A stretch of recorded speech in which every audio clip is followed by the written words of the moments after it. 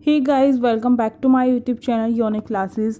तो आज हम करने वाले हैं सीटेट का अपना जो प्रीवियस ईयर हम स्टार्ट कर चुके हैं सॉल्व करना। उसमें हमने जो क्वेश्चन पेपर उठाया था अपना उसकी वीडियो अगर नहीं देखी तो लिंक डिस्क्रिप्शन बॉक्स में दे दिया जाएगा, आप जाकर देख सकते हैं। तो अब जो है यहाँ पर हम अपने जो सब्जेक्ट कंसर्न है उसके हम 55 तक क्वेश्चन कंप्लीट कर चुके थे और इस वीडियो में 56 से स्टार्ट करने वाले हैं। आप देख सकते हैं क्वेश्चन नंबर 56 है। तो चलिए स्टार्ट करते हैं। देखिए यहाँ पर इसमें क्या पूछा गया है हमसे।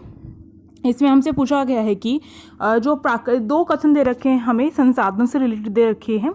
तो इन दो कथनों को हमें पहले तो पढ़ना है और फिर इसके बाद हमें जो नीचे दे रखे हैं फिर वो बताना है कि ये संसाधन कौन सा है। तो पहला कथन यहाँ पर कह रहा है कि प्राकृतिक पदार्थ केवल तभी संसाधन बनते हैं जब क्या है उनका वास्तविक रूप परिवर्तित होता है। यानी कि प्राकृतिक संसाधनों में कुछ ना कुछ संशोधन किया जाएगा, कुछ ना कुछ चेंज किया जाएगा, तभी जाकर वो क्या है एक संसाधन बनेंगे। उस संसाधन का नाम हमें बताना है। सेकेंड इन्होंने बताया है, हिंट दे रखी है यहाँ पर हमें। ये हिंट वाले क्वेश्चन होते हैं कि कुछ बता दिया जाता है फिर हमसे पूछा जाता है ये किसके बारे में बताया गया।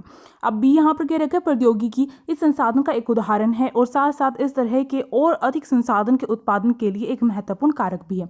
तो प्रौद्योगिकी यानी कि जो तकनीक है, जो टेक्नोलॉजी वगैरह यूज़ की जाती है वो एक एग्जाम्पल है कि हम टेक्नोलॉजी का यूज़ करके वो संसाधन बनाते हैं। तो चलिए ऑप्शन चेक करते हैं, उसके अकॉर्डिंग पता चल सकता है। तो यहाँ पे फर्स्ट ऑप्शन कह रहा है अजैव संसाधन। देखिए अजैव संसाधन कौन से संसाधन होते हैं? अजैव संसाधन वो सारे के सारे संसाधन होते हैं जो क्या निर्जीव हैं। ठीक है, आपको ध्यान रखना, जो आपके निर्जीव होते हैं जिनमें जीवन नहीं होता है वो क्या है आपके अजैव संसाधन होते हैं।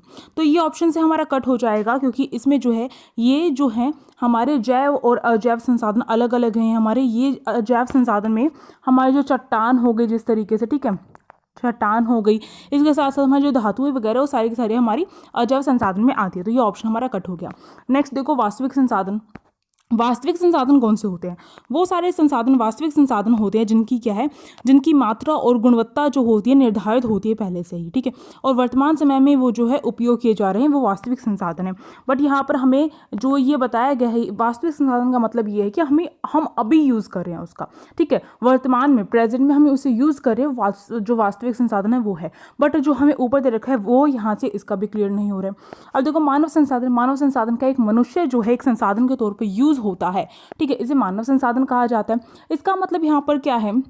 इसका मतलब यहाँ पर ये है कि जो हमारी जनसंख्या है अगर उसे जो है सही प्रकार से कौशल जो है स्किल्स डेवलपमेंट की जाए, हमारे अंदर शिक्षा प्रदान की जाए, हमें जो है चिकित्सा की सुविधा प्रदान की जाए, प्रशिक्षण दिया जाए, ट्रेनिंग दी जाए, तो हम जो है बहुत अच्छे तरीके से एक संसाधन के तौर पे आ सकते हैं। जैसे जापान जो है उसके पास जो है प्राकृतिक संसाधन नहीं है, फिर भी वो जो है अपना जो मानव संसाधन है उसका बहुत अच्छी तरीके से यूज़ करके आगे बढ़ता जा रहा है, ठीक है।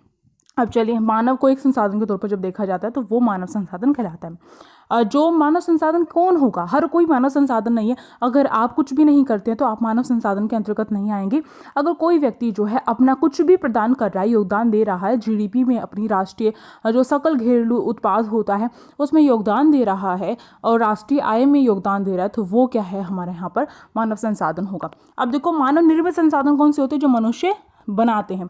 और मनुष्य जो संसाधन किस तरीके से बनाएंगे? कोई भी प्राकृतिक संसाधन है उसको उसमें कुछ ना कुछ चेंज करके, और मनुष्य ने टेक्नोलॉजी वगैरह तकनीक वगैरह निकाली हुई है संसाधनों को चेंज करके अपने उपयोग के अनुसार संसाधन बनाने की। तो ये ऑप्शन बिल्कुल सही बैठ रहा है। चलिए नेक्स्ट क्वेश्चन करते हैं। नेक्स्ट क्वेश्चन हमें यहाँ पर कह रहा है कि कृषि के जो प्रकार है उसको लेकर हमें क्या करना है, उसको लेकर यहाँ बताए गए जो स्थान है मैच करने हैं। देखो जो गहन निर्वाह कृषि है वो कहाँ पर होती है ये पूछा गया। तो गहन निर्वाह कृषि जो इनमें ऑप्शन जो साइड में दे रखे हैं उसके अकॉर्डिंग जो मौसमी मानसूनी और क्षेत्र या फिर प्रदेश है उसमें हमारी गहन निर्वाह कृषि होगी। आपको ध्यान रखना है इसमें क्या होता है, बहुत ज़्यादा जो श्रम की आवश्यकता होती है गहन निर्वाह कृषि में, आपको ध्यान रखना है। और जहाँ पर मानसून अच्छा रहेगा यानी कि वर्षा अच्छी रहेगी वहाँ पर जो है गहन निर्वाह कृषि होगी। तो ये ऑप्शन इसके करेक्ट हो गया। बागान। बागान आपको पता है कि जैसे हमारे भारत में जो असम है जहाँ चाय की खेती होती है तो वो जो है बागान होते हैं। तो यहाँ पर ये बागान, जैसे हमारे यहाँ पर असम है तो ब्राज़ील में कॉफ़ी बहुत ज़्यादा फेमस है और ब्राज़ील जो है कॉफ़ी उत्पादन में सबसे नंबर 1 है।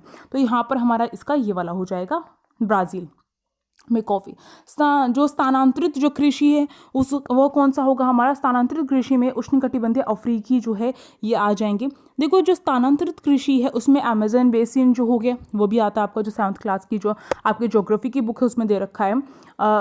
अगर आपने अभी तक जो है क्लास 6 की हिस्ट्री पूरी मैंने एक ही वीडियो में कंप्लीट करवाई है, वो नहीं देखी है, तो लिंक डिस्क्रिप्शन बॉक्स में जाओ और देखो फटाफट, जिससे आपके मोस्टली क्वेश्चंस कवर होंगे।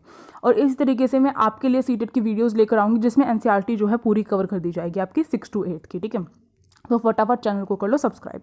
आप देखो यहाँ पर जो स्थानांतरित कृषि के बारे में बता रही थी आपको, जैसे अमेजोन बेसिन हो गया, उष्णकटिबंधीय अफ्रीका हो गई, वहाँ पर पाई जाती है।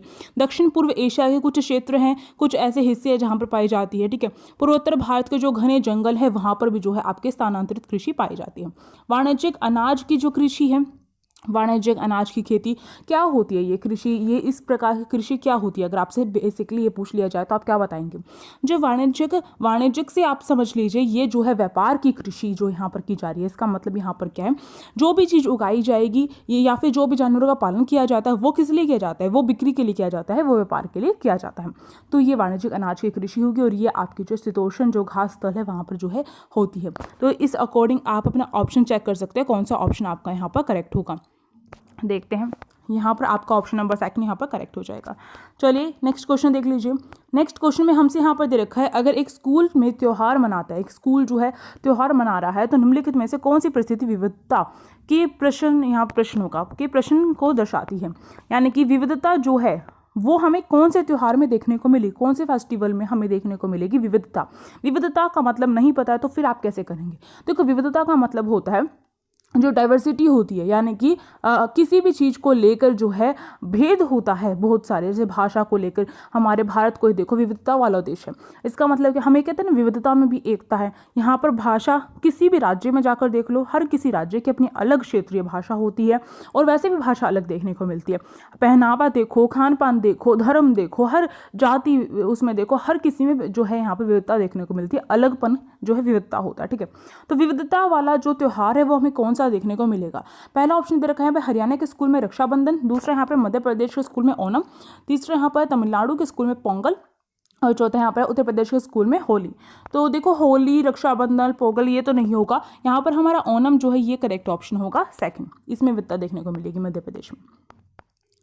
चलिए नेक्स्ट क्वेश्चन देखते हैं। अगला क्वेश्चन हम सभी के सामने है और यहाँ पर कहा गया है हमें निम्नलिखित में जो है यहाँ बता रखा है हमें किसने अनेकता में एकता का विचार दिया। अब देखो पूछ ही लिया, अनेकता में एकता का विचार किसने दिया था, तो ये जवाहरलाल नेहरू ने दिया था। आपको ध्यान रखना है जवाहरलाल नेहरू ने जो है ये कहा था कि हमें जो अपने भारत को जोड़े रखना है और उसमें हमें जो है अनेकता में एकता जो है कायम करनी पड़ेगी। ये हमारे सामने चुनौती है और हमें ये कायम करनी पड़ेगी, क्योंकि जवाहरलाल नेहरू हमारे उस देश जब स्टार्टिंग में जो प्रधानमंत्री बनाए थे हमारे देश के, तो यही थे, ठीक है। तो इन्होंने जो है अनेकता में जो एकता का सूत्र जो है वो दिया था, आपको ध्यान रखना है। चलिए आगे चलते हैं, अगला क्वेश्चन देखते हैं। अगला क्वेश्चन यहाँ पर हमें कह रहा है सरकार की एक ऐसी व्यवस्था जिसमें अधिकारों या फिर शक्तियों को केंद्रीय प्राधिकरण और विभिन्न संगठक इकाइयों के बीच विभाजित किया जाता है, उसे क्या कहा जाता है। तो सरकार जो है, सरकार की जब शक्तियाँ जो हैं या फिर उसके जो अधिकार है, जब उसे केंद्रीय यानी केंद्र और जो उसकी अलग जो संगठक इकाई है, यानी कि केंद्र और उसके निचले जो स्तर हैं, जैसे कि राज्य स्तर हो गया, ठीक है, राज्य सरकार होगी, और उसके भी अंडर में कौन आते हैं आपके, उसके अंडर जो है आपके जो पंचायत हो जाती है गांव में और आपके जो नगर पालिका है वो हो जाती है शहरों में। तो ये हो गया। तो ये जो है 3 स्तर की हमारी सरकार, आपको पता है 3 स्तर की, जिसमें हमारी पहले केंद्र है, फिर राज्य है और फिर उसके बाद हमारे जो नगर निगम या फिर पंचायती जो राज्य व्यवस्था वो आ जाती है। तो ये जो है ये कौन सी व्यवस्था के अंतर्गत है, तो यहाँ पर ये पूछा गया है। तो ये जो व्यवस्था है आपको ध्यान रखनी है संघीय राज्य के अंतर्गत है। जो संघीय राज्य होते हैं उसमें क्या होता है कि जो शक्ति होती है उसका विभाजन होता है, आपको ध्यान रखना है। शक्ति जो है बढ़ती है, अलग अलग स्तर पर बढ़ती है, कम से कम 2 स्तरों पर बढ़ती है, केंद्र और राज्य के बीच में शक्ति का विभाजन होता है और ऐसा हमारे भारत में फॉलो होता है। तो ये अर्ध संघात्मक है हमारा देश और इस वजह से यहाँ पर हमारा सेकंड इसको देखकर तो हमारा देश जो है संघीय राज्य के तौर पर दिखाई देता है हमें, ठीक है। अब चलिए नेक्स्ट चलते हैं, अगला क्वेश्चन देखते हैं। अगला क्वेश्चन देखिए, यहाँ पर हमसे पूछा गया निम्नलिखित में से कौन सा जो ग्राम पंचायत के सचिव की नियुक्ति करते हैं। ग्राम पंचायत के सचिव की नियुक्ति कौन करता है। पहले पंचायत समिति, दूसरा जिला परिषद, तीसरा यहाँ पर सरपंच दे रखा है और 4th यहाँ पर सरकार दे रखा है। देखो भाई जो सचिव है उसकी नियुक्ति कौन करेगा, आपको ध्यान रखना है। सचिव की नियुक्ति जो है सरकार करती है, ठीक है, यानी कि जो राज्य सरकार है वो करती है, क्योंकि राज्य सरकार के अंडर ही क्या आता है आपका जो ये पंचायती व्यवस्था वो राज्य सरकार के अंडर आती है। तो सचिव की नियुक्ति कौन करेगा, सरकार करेगी। और सचिव का कार्य क्या होता है, सभा वगैरह जो होती है उसकी देख रेख रखना जो है सचिव का कार्य होता है। और आपको ध्यान रखना है कि ये जो आपकी जो ग्राम पंचायत है, ठीक है, ये सबसे निचला स्तर कहा जाता है। ठीक है, क्यों कहा जाता है? क्योंकि गाँव में जो है तीसरा स्तर पर कौन सी आती है, पहले तो केंद्र आ जाएगी, फिर दूसरे पे हमारा जो है राज्य सरकार आ जाती है, फिर तीसरे पे हमारी जो है ये पंचायत राज व्यवस्था आएगी गाँव में। तो इसलिए ये जो है सबसे निचला स्तर होता है, आपको ध्यान रखना है। और ग्राम पंचायत जो है उसमें 5 जो है सदस्य होते हैं। 5 सदस्य कौन कौन से होते हैं? 5 सदस्य, सरपंच, फिर उसके बाद उप सरपंच, और उसके साथ साथ 3 और पंच होते हैं। और ये 5 के 5 मिलकर के फैसले करते हैं, जो छोटे मोटे जो इनके हक में आते हैं, इनके अधिकार में आते हैं। और आपको ध्यान रखना है जो पंचायत है उसका जो है लोग जो है, हम जैसे जो लोग हैं, जो जनता है, वो क्या करती है? चुनाव करती है, उनके सदस्यों का चुनाव करती है। केवल आपको ध्यान रखना है सदस्यों का चुनाव कौन करती है? जनता करती है सदस्यों का चुनाव। पर सचिव का चुनाव कौन करेगा? सचिव का चुनाव सरकार करती है, यानी कि राज्य सरकार करती है। नेक्स्ट क्वेश्चन पे चलते हैं, और फटाफट वीडियो को लाइक कर दो अगर अच्छी लग रही हो तो। अब चलिए नेक्स्ट क्वेश्चन हम सभी के सामने, क्योंकि प्रीवियस ईयर करते हैं ना, इससे फ़ायदा ये होता है कि हमारे जो क्वेश्चन है सीटेट के वो रिपीट होते हैं। रिपीट किसी भी तरीके से हो सकते हैं, अंदर से मतलब कि उस कॉन्सेप्ट को क्लियर करना पड़ेगा आपको। वो कॉन्सेप्ट क्लियर हो गया तो आप जो है क्वेश्चन अच्छे से कर सकते हैं। नेक्स्ट देखो, नेक्स्ट क्वेश्चन है, कथनों को पढ़कर सही विकल्प का चयन कीजिए। और अगर आपको सीटेट की पेडागोजी की वीडियो चाहिए तो मुझे कमेंट बॉक्स में बताओ, आप अपना बताओ कि मुझे आपको किस चीज़ की ज़रूरत है, उसी अकॉर्डिंग जो मैं आपके लिए जो है वीडियोस बनाऊंगी। देखो जब मैं वीडियोस बनाती हूँ तो मैं चाहती हूँ रिस्पॉन्स मिले, क्योंकि रिस्पॉन्स मिलता है तो हमारा मन करता है और भी जल्दी किसी ना किसी तरीके से टाइम निकाल के वीडियो बनाने का। तो रिस्पॉन्स किया करो। देखो यहाँ पर जो अभिकथन ए है वो यहाँ पर कह रहा है कि खेतिहर श्रमिक जो है वो साल भर नियमित काम नहीं कर पाते हैं। ठीक है, उन्हें नहीं मिल पाता है। ठीक है, नियमित काम का मतलब है कि जैसे कि अगर आप टीचर बनने जा रहे हैं, सीटी का पेपर तभी दे रहे हैं आप टीचर बनने के लिए, तो टीचर का जो काम है नियमित है। और अगर आपको गवर्नमेंट जॉब मिल गई तो फिक्स हो जाएगा आपके लिए, ठीक है, वो काम। तो ये जो है जो खेतिहर श्रमिक होते हैं उन्हें नियमित काम नहीं मिल पाता है। ये बात तो बिल्कुल ठीक है, क्योंकि कुछ टाइम के लिए जो है उनके पास काम होता है जब फसल वगैरह उगाते हैं, और कुछ टाइम के लिए बिल्कुल फ्री बैठ जाते हैं, ऐसा होता है। अब जो कारण यहाँ पर कह रहा है कि भूस्वामी जो है दूसरे गांव से सस्ते श्रमिक ढूंढने जाते हैं। तो देखो भूस्वामी जो हैं वो खुद काम जो श्रमिक है वो चाहते हैं कि जो सस्ते श्रमिक है जिनको काम नहीं मिल रहा, जिनके पास भूमि नहीं है, वो श्रमिक आए और मेरी भूमि पर काम करें, ऐसा वो चाहते हैं। भूस्वामी जो बड़े बड़े भूस्वामी होते हैं वो क्या करते हैं, खुद खेती ना करके अपने खेतों को क्या किराए पर दे देते हैं। ठीक है, ये तो आपको पता होगा। तो वो जो है मालिक खुद नहीं जाएगा, श्रमिक खुद उसके पास आता है, क्योंकि उसे काम की ज़रूरत है और सस्ते में काम जो है वो उसे दे देता है। और इस वजह से जो और बाकी श्रमिक है वो जो है मजबूर उन्हें काम लेना पड़ता है, बल्कि बहुत ज़्यादा सस्ते में। तो ये जो है ये कारण बिल्कुल यहाँ पर इसकी स्पष्ट जो व्याख्या है बिल्कुल नहीं कर रहा, आपको ध्यान रखना है। तो अगर हम देखें तो भूस्वामी दूसरे गांव से सस्ते श्रमिक ढूंढने नहीं जाते हैं, आपको ध्यान रखना है, उनके पास तो खुद ही आ जाते हैं। तो यहाँ पर हमारा जो अगर हम ये भी कहें कि वो ढूंढने नहीं जाएंगे, पहली बात तो यहाँ पर हमारा जो कथन है कौन सा सही होगा? ए और आर दोनों सही नहीं, ए और आर दोनों सही, ये भी नहीं होगा। हमारा जो कथन है ए सही है परंतु आर गलत है, तो ये आपको ध्यान रखना है। थर्ड ऑप्शन करेक्ट हो जाएगा यहाँ पर हमारा। चलिए नेक्स्ट क्वेश्चन पे चलते हैं। अगला क्वेश्चन देखो, अगला क्वेश्चन कह रहा है कि एक आदर्श लोकतंत्र में वास्तविक शक्ति का स्रोत है। एक आदर्श लोकतंत्र जो होगा उसमें शक्ति का स्रोत जो है, वास्तविक शक्ति की बात जब आ जाती है तो आपको जो है आंख बंद करके ध्यान रखना है कि लोकतंत्र में वास्तविक शक्ति किसके हाथों में होती है? जनता के हाथों में होती है। आपको ये बात ध्यान रखनी है। जनता जो है जब चाहेगी जब सरकार गिरा सकती है, जब चाहेगी अपनी बात मनवा सकती है, अगर वो लोकतंत्र सही से स्थापित है उसके देश में तो। ठीक है, तो यहाँ पर हमारा जो है जनता बिल्कुल सही ऑप्शन हो जाएगा, ऑप्शन नंबर 3। ये क्वेश्चन पूछा जाता है, आपको ध्यान रखना है। नेक्स्ट देखते हैं अगला क्वेश्चन। यहाँ पर हमें जो है पेडागोजी से संबंध दे दिया गया है। कहा गया निम्नलिखित में से कौन से रूढ़िबद्ध धारणा के उदाहरण है? रूढ़िबद्ध धारणा क्या होती है? सबसे पहली बात तो आपको ये बात ध्यान रखनी है। देखो रूढ़ी का मतलब होता है कोई भी चीज़ बहुत लंबे टाइम से चलती हुई आ रही है, वो रूढ़ी होती है। तो रूढ़िबद्ध धारणा, जब धारणा हमारी कैसी हो जाती है, जो काफ़ी लंबे टाइम से चलती हुई आ रही है, वही धारणा अगर हमारे अंदर भी विकसित हो जाती है तो वह रूढ़िबद्ध धारणा। जैसे कि महिलाओं को जो है 4 दीवारी के अंदर रहना चाहिए, उन्हें ज़्यादा नहीं पढ़ाना चाहिए, ज़्यादा पढ़ लेंगे तो बिगड़ जाएंगे, इस तरीके से जो धारणाएं हमारे मन में आ जाती है, तो ये जो धारणाएं होती है रूढ़िबद्ध धारणा, क्योंकि ये लंबे टाइम से चलती हुई आ रही है। पुरुषों का वर्चस्व होना चाहिए, ये सारी चीज़ें क्या रूढ़िबद्ध धारणा है। और इसको हमें जो है ख़त्म करना है। किस तरीके से ख़त्म करेंगे, अपने स्टूडेंट्स के अंदर ये चीज़ें ना जा पाए इस तरीके से, और हमेशा पॉजिटिव वे में ही आपको आंसर देना है पेडागोजी का जब भी आए, ठीक है, चाहे आपके मन में चाहे कुछ भी हो, और वैसे भी ऐसी धारणाएं नहीं रखनी चाहिए। अब देखो यहाँ पर जो है पहला यहाँ पर दे रखा है, अब उदाहरण पूछा गया रूढ़िबद्ध धारणा का। पहले लड़कियां भावुक, मृदुभाषी और कोमल होती हैं। तो ऐसा माना जाता है, जो रूढ़िबद्ध धारणा उनका ये माना जाता है कि लड़कियां बिल्कुल जो है भावुक होती है, उन्हें कुछ भी कह तभी रोने लग जाती हैं इस तरीके से, और जो लड़के होते हैं वो काफ़ी कठोर दिल के होते हैं। पर ऐसी बात नहीं है, उन्हें जो है ऐसा जो है बना दिया जाता है। कौन बनाता है, हमारा जो समाज है वो बना देता है, ठीक है। तो ये बिल्कुल गलत है, स्टार्टिंग से ऐसा नहीं होता है। तो ये जो है ये रहेगा आपकी रूढ़िबद्ध धारणा। और अब देखो अगला, देखो ये वाला पॉइंट बी वाला, लड़के उद्यमी और शारीरिक रूप से बलवान होते हैं। देखो लड़कों को अगर ताकतवर दिखाया जाता है तो वो एक रूढ़िबद्ध धारणा है। लड़कियां भी वो काम कर सकती है जो लड़के कर सकते हैं, आपको ये अपने दिमाग में बात डाल लेनी है। लड़कियां भी वो काम कर सकती है जो लड़के कर सकते हैं। और यहाँ तक कि अभी तक देखा भी गया है, ठीक है, चांद पर कौन गई थी, जो चांद पर जाने वाली जो महिला, उसका नाम आपको पता होगा। तो चांद पर जो महिला जा सकती है तो लड़का भी गया है।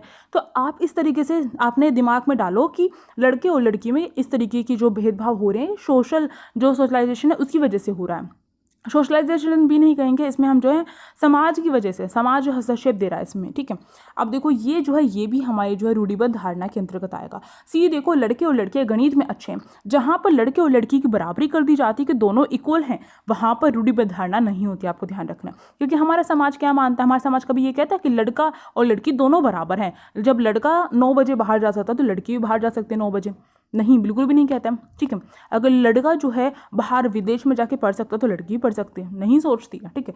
तो ये जो है ये हमारा जो है रूढ़िबद्ध धारणा का एग्जाम्पल नहीं है, तो ये गलत हो जाएगा। ए बी हमारा करेक्ट है और इस अकॉर्डिंग हमारा फर्स्ट ऑप्शन करेक्ट हो जाएगा। चलिए नेक्स्ट क्वेश्चन पे चलते हैं।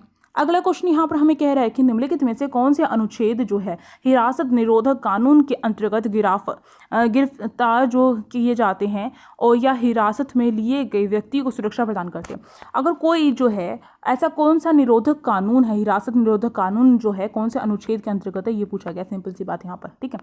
तो इसमें क्या होता है, कोई गिरफ्तार व्यक्ति या फिर हिरासत में लिया हुआ जो व्यक्ति होता है, जिसमें जेल में डाल दिया जाता है, वो जो व्यक्ति होता है उसके लिए सुरक्षा, व्यक्तिगत सुरक्षा प्रदान करने के लिए कौन सा कानून बनाया गया है। क्या आपने कभी सीरियल मूवीज वगैरह देखी है जिसमें क्या होता है, कुछ ऐसे कानून होते हैं कि महिलाएं और बच्चों को जो है जो जेल होती है उसमें कुछ मतलब 6 बजे के बाद नहीं बुला सकते हैं इस तरीके से।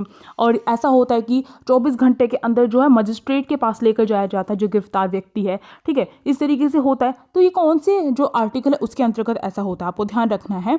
हर किसी को जीवन जीने का अधिकार है, चाहे वो एक गिरफ्तार व्यक्ति हो चाहे आप एक आम इंसान हो, तो हर किसी को जो है जीवन जीने का अधिकार है। और जीवन जीने का अधिकार हमारा एक मौलिक अधिकार है, और ये आर्टिकल हमारा 22 जो है ऐसा कहता है, आपको ध्यान रखना है।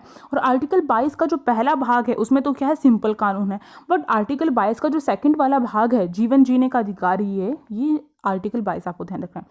तो इसका सेकंड वाला भाग जो है हमें ये बताता है कि हिरासत निरोधक जो कानून है उसके अंतर्गत जो है किसी भी अपराधी को, या फिर जब तक उसका अपराध जो है स्पष्ट नहीं होता है, उसके पास जो है जीवन जीने का अधिकार होता है, कोई उसे मार नहीं सकता है। पहली बात तो ये हो गई। दूसरी बात, 24 घंटे के अंदर उसे जो मजिस्ट्रेट के पास लेकर जाया जाता है, ठीक है, सामने पेश किया जाता है, इसके साथ साथ जो है उसके साथ कोई भी दुर्व्यवहार नहीं किया जाएगा, ठीक है। तो ये भी जो है इसी के अंतर्गत है, कोई अत्याचार नहीं किया जाएगा बिना किसी ऊपर से ऑर्डर आए बिना, ठीक है। तो ये सारी चीज़ें जो है आपकी कौन से आर्टिकल में, 22 में है, आपके आर्टिकल 22 में। तो ये हमारा हो गया अनुच्छेद 22। अगला क्वेश्चन देख लेते हैं। देखो अगला क्वेश्चन हमें कह रहा है यहाँ पर, भारतीय संविधान राज्य के 3 अंग विधायिका, कार्यपालिका और न्यायपालिका के कार्य तथा उत्तरदायित्वों को परिभाषित करता है। तो भारतीय संविधान जो है राज्य के 3 अंग है हमारे भारत में, विधायिका, कार्यपालिका और न्यायपालिका। विधायिका जो है कानून बनाती है, कार्यपालिका उसको लागू करवाती है, और न्यायपालिका जो है न्याय करती है। ये 3 अंग हैं, और यहाँ पर कह रखा है ये शक्तियों का बंटवारा सुनिश्चित करता है। इसके साथ साथ इनमें क्या शक्तियों का बंटवारा है, और आपको ध्यान रखना है विधायिका, कार्यपालिका, न्यायपालिका में शक्तियों का बंटवारा है उसके पीछे एक रीज़न ये भी है कि कोई एक अंग जो है, ये 3 अंग है ना, कोई एक अंग जो है इतना ज़्यादा शक्तिशाली ना बन जाए, सारे शक्ति अपने पास ना ले ले, जिससे कि तानाशाह कायम हो जाए, ठीक है। तो इसको रोकने के लिए शक्ति का विभाजन किया गया है, और साफ तौर पर शक्तियां जो बताई गई हैं विधायिका, कार्यपालिका और न्यायपालिका में। और तीनों की तीनों शक्तियाँ जो है अटैच है आपस में। न्यायपालिका विधायिका पर जो है किसी न किसी मामले में जो है उसे रोक सकती है अगर वो गलत कर रही है तो, और इसी तरीके से विधायिका जो है न्यायपालिका को रोक सकती है अगर न्यायपालिका गलत कर रही है तो। इस तरीके से कार्यपालिका के साथ भी अटैच होते हैं। अब देखो यहाँ पर पहला दे रखा है राज्य के किसी भी अंग द्वारा सत्ता के दुरुपयोग को रोकना। अगर राज्य के कोई भी अंग जो है सत्ता का दुरुपयोग करता है, जैसे मैंने कहा कोई सा भी अंग जो है दुरुपयोग ना करे उसके लिए शक्ति विभाजन किया गया है, तो बात ठीक है। तो अब देखो प्रत्येक अंग दूसरे अंग पर अंकुश रखता है। हाँ, ये भी बात मैंने अभी बताई आपको।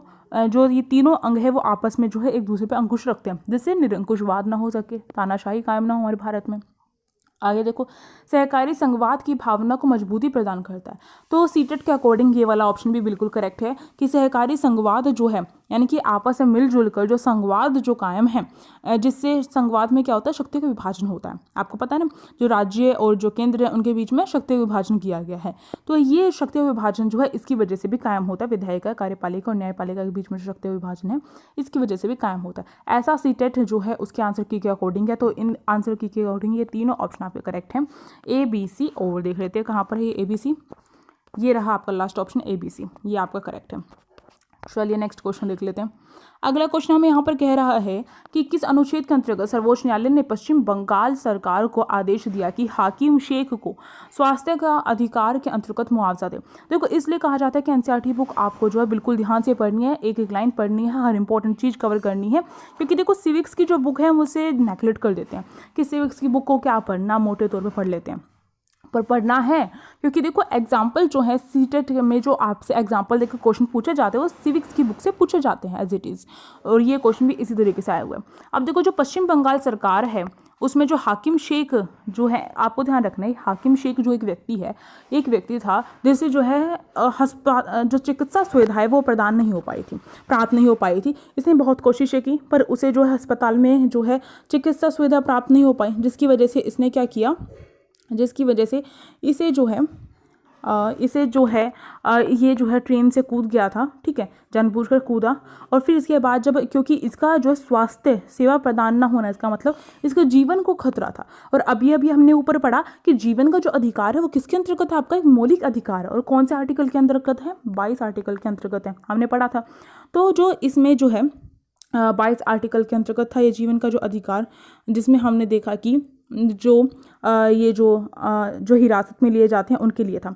पर यहाँ पर आपको ध्यान रखना है 21वां जो आर्टिकल है वो मौलिक अधिकार है, और जो क्या बताता है हमें, जो हमें जीवन का अधिकार प्रदान करता है। और ये जो है आपका यहाँ पर जीवन का जो अधिकार होगा ये इसका जो है खारिज हो रहा था, इसको लेकर सर्वोच्च न्यायालय में हम सीधे जा सकते हैं। जब भी हमारे मौलिक अधिकार को कुछ भी नुकसान होता है तो हम सर्वोच्च न्यायालय में डायरेक्ट जा सकते हैं।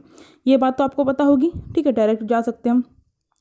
तो ये जो है हाकिम जो शेख है इसको लेकर भी जो सर्वोच्च न्यायालय है उसने क्या किया, उसने फैसला दिया कि आर्टिकल 21 के तहत जो है इसके जीवन के अधिकार को नुकसान पहुंचा है और इसकी भरपाई करनी पड़ेगी हमें, और इसे जो है चिकित्सा सुविधा उपलब्ध करवानी पड़ेगी, और इसका मौलिक अधिकार का हनन हुआ है इस आर्टिकल 21 के अंतर्गत, तो इसका मुआवजा देना पड़ेगा। तो आर्टिकल 21 इसका ऑप्शन यहाँ पर बिल्कुल करेक्ट हो जाएगा। देखिए जो अनुच्छेद 22 जो है आपका, वो जो आर्टिकल है वो जीवन का अधिकार नहीं है, जीवन का अधिकार नहीं है। ये केवल एक आपराधिक जो मामला है या फिर जो आपराधिक कानून जो है उसको लेकर जो है आर्टिकल 22 आपको ध्यान रखना है। आर्टिकल 21 ही जो है जीवन का अधिकार है, ये बात ध्यान रखनी। मैंने गलती से वहाँ पर आर्टिकल जो 22 है उसे भी जीवन का अधिकार बोल दिया था। अब चलिए नेक्स्ट क्वेश्चन देख लेते हैं।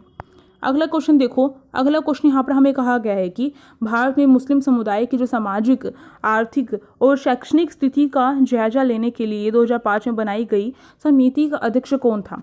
तो सामाजिक, आर्थिक और शैक्षणिक स्थिति मुस्लिम जो समुदाय उसकी लेने के लिए जो है एक जो समिति बनाई गई थी उसका जो अध्यक्ष पूछा गया यहाँ पर, तो वो न्यायमूर्ति राजेंद्र चच्चर थे। तो यहाँ पर थर्ड ऑप्शन करेक्ट हो जाएगा।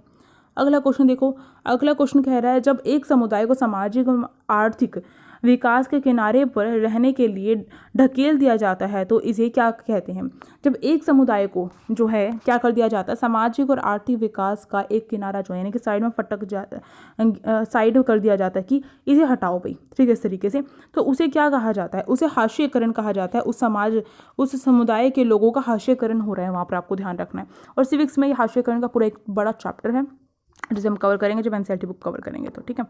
तो इन्हें जो है इनके अधिकार वगैरह है वो नहीं दिए जाते इस तरीके से, और इन्हें जो है सामाजिक प्रतिष्ठा को लेकर जो है कुछ सीमित ही जो अधिकार वगैरह वो दिए जाते हैं और इनका हर्षीकरण किया जाता है, आपको ध्यान रखना है। अब देखो नेक्स्ट जो क्वेश्चन यहाँ पर दे रखा है हमें दे रखा है कि यहाँ पर हमें दो यहाँ पर दे दिए, कार्य की प्रकृति के अनुसार मेल करना है हमें। रिक्शा चालक जो होता है आपका रिक्शा चालक, इसमें देखो फर्स्ट यहाँ पर शिफ्ट वर्क अस्थाई या फिर अनियमित। देखो शिफ्ट वर्क जो है या फिर अस्थाई है या फिर जो अनियमित है वो कौन सा काम होगा? कपड़ा उद्योग का कर्मचारी, कपड़े उद्योग के जो कर्मचारी है वो जो है कभी उन्हें शिफ्ट वर्क पे बुला लिया जाता है, कभी उनकी डबल शिफ्ट लगा दी जाती है, कभी जो है उन्हें काम से हटा दिया जाता है जब काम कम पड़ता है तो, ठीक है। तो ये जो है इस तरीके का काम हो गया। अब देखो रिक्शा चालक, रिक्शा चालक क्या है? अपने खुद का काम करता है, खुद की रिक्शा खरीदता है और खुद ही जो है अपने अकॉर्डिंग जब मन चाहेगा तब जो है रिक्शा लेकर चल पड़ेगा सवारी ढोने के लिए, और जब मन चाहेगा जब नहीं जाएगा, ठीक है। और जब वो बीमार हुआ तो वो जो छुट्टी कर सकता है अपने अकॉर्डिंग, कोई ऊपर दबाव तो नहीं है ना। तो वो सब रोजगार जो है वो है इसके अंतर्गत। सामाजिक सुरक्षा नहीं होती इसकी कोई। तो ये हो गया हमारा सेकंड एक का। अब देखो कार्यालय का कर्मचारी, कार्यालय का कर्मचारी क्या होता है? उसे देखो आपको पता होगा जो कार्यालय में जो कर्मचारी होते हैं उन्हें क्या है एक तनख्वाह मिलती है मासिक रूप से, और वो जो है उस तनख्वाह में से पूरे एक महीने तक गुजारा करते हैं। तो ये जो है इसका आपका ऑप्शन नंबर 4 हो जाएगा। दुकानदार, दुकानदार क्या होता है? एक स्वरोजगार कर्मचारी होता है जो दूसरों की क्या करता है नियुक्ति करता है कर्मचारी के तौर पर, यानी कि अपने अंडर पर जब बहुत अच्छी दुकान चल जाती है तो अपने अंडर पर वर्कर्स रख लिए जाते हैं, ठीक है। तो ये जो है इसका ये हो जाएगा। और ये स्वरोजगार होता है। स्वरोजगार का मतलब है जो खुद का रोजगार करते हैं, किसी का अंडर काम नहीं करते हैं, ठीक है। अगला क्वेश्चन देख, इसके अकॉर्डिंग आपका ऑप्शन कौन सा करेक्ट होगा? इसके अकॉर्डिंग आपका जो ऑप्शन यहाँ पर सेकंड वाला करेक्ट हो जाएगा। नेक्स्ट क्वेश्चन देखते हैं। देखिए अगला क्वेश्चन यहाँ पर हमसे अगले क्वेश्चन में पूछा गया है कि निम्न में से कौन सा जो है सामाजिक विज्ञान के मानकीय पक्ष हैं। तो सामाजिक विज्ञान का मानकीय पक्ष का मतलब हमारे पूछा गया है कि सामाजिक विज्ञान में जो है सामाजिक विज्ञान के द्वारा एक विद्यार्थी के अंदर क्या क्या चीज़ें जो है हम डालते हैं।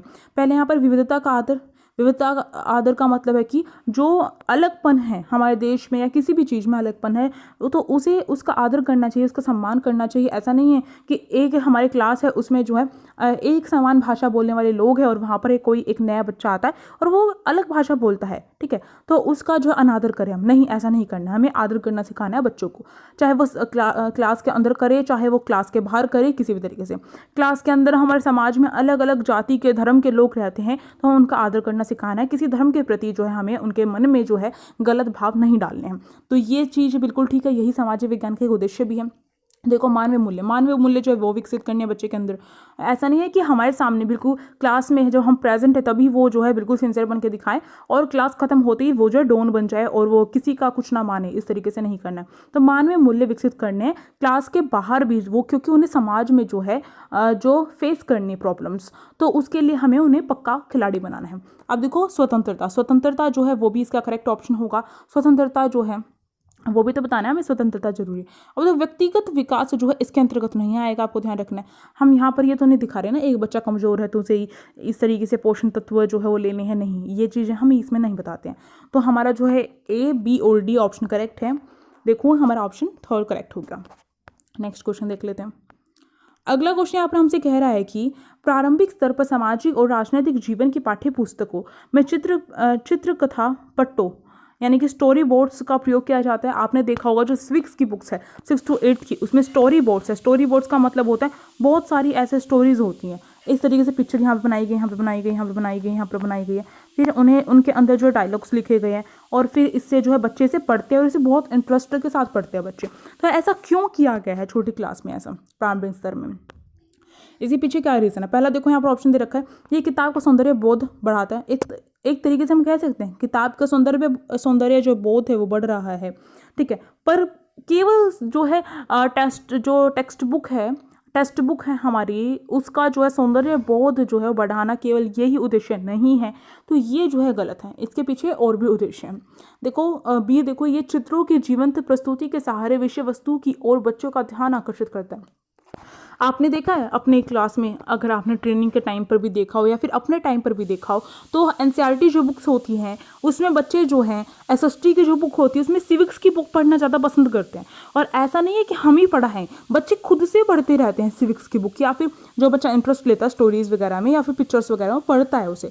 तो ऐसा क्यों है? क्योंकि बच्चा आकर्षित हो रहा है उसके प्रति, और ऐसे आकर्षित होकर वो कुछ ना कुछ नया सीख रहा है, तो इसलिए स्टोरी बोर्ड्स का प्रयोग किया जाता है। तो यहाँ पर ये बिल्कुल ठीक ऑप्शन है। अगला देखो, ये बच्चों के मनोरंजन हेतु है, नहीं, मनोरंजन हेतु नहीं है, इसका उद्देश्य ये नहीं है। इस पुस्तक और इसके विषयों से संबंधित कहानियाँ आसानी से मिल जाती हैं, ऐसा भी नहीं है कि आसानी से कहानी मिल गई तो जोड़ दी और नहीं मिली तो हटा दिया, नहीं। तो ऑप्शन बी केवल वही सही है हमारा ऑप्शन इसके अकॉर्डिंग। तो अब देखो ऑप्शन बी यहाँ पर ये रहा हमारा। नेक्स्ट क्वेश्चन देख लेते हैं। अगला क्वेश्चन देखिए, अगले क्वेश्चन में हमसे पूछा गया है कि यहाँ पर सामाजिक विज्ञान की एक शिक्षिका अपनी कक्षा में हास्यीकरण पर चर्चा करने की योजना बना रही है। निम्न में से कौन से संप्रत्यय कि उसके द्वारा इस चर्चा में शामिल किए जाने की ज़्यादा संभावना है? कौन सी चीज़ को ज़्यादा शामिल करेगी? क्योंकि हास्यीकरण हो रहा है, हास्यीकरण का मतलब है समाज में जो है उनको एक साइड खिसका दिया जाता है, उनके जो अधिकार वगैरह वो भी सीमित कर दिए जाते हैं। तो उसको दूर करने के लिए जो है, उसके बारे में बताने के लिए जो शिक्षिका है वो क्या करेगी, यहाँ पर टीचर क्या करेगी? तो देखो यहाँ पर पहला रखा है भूमि अधिग्रहण और जनजाति लोगों को उनकी भूमि से बलपूर्वक निकालना। अब बच्चों को बताना है कि हास्यीकरण है क्या भाई, तो हास्यीकरण का मतलब समझाना, तो शिक्षिका क्या क्या एग्जाम्पल देगी। यहाँ पर एक टीचर जो है भूमि अधिग्रहण यानी कि कोई ज़बरदस्ती उनकी भूमि पर अधिकार जमा लेता है और उन्हें जो है भूमि से बलपूर्वक यानी कि पावर के साथ अपनी पावर का गलत उपयोग करके उन्हें हटा दिया जाता है। तो ये बिल्कुल ठीक है, हास्यीकरण का एग्जाम्पल है। देखो दूसरा, समुदाय के बारे में पूर्वग्रस्त छवियाँ।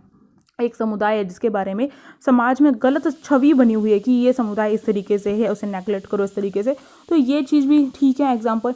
सकारात्मक विभेद, सकारात्मक विभेद का मतलब है जो सही तौर पे हमें विभेद होता हुआ दिख रहा है, अंतर होता हुआ दिख रहा है। एक जो है एक समुदाय को तो बहुत शक्तियाँ मिली हुई है, बहुत अधिकार मिले हुए हैं, और एक समुदाय को कुछ भी अधिकार नहीं मिले हुए हैं, तो इससे हास्यीकरण हो रहा है ना समुदाय का, तो ये बिल्कुल ठीक है।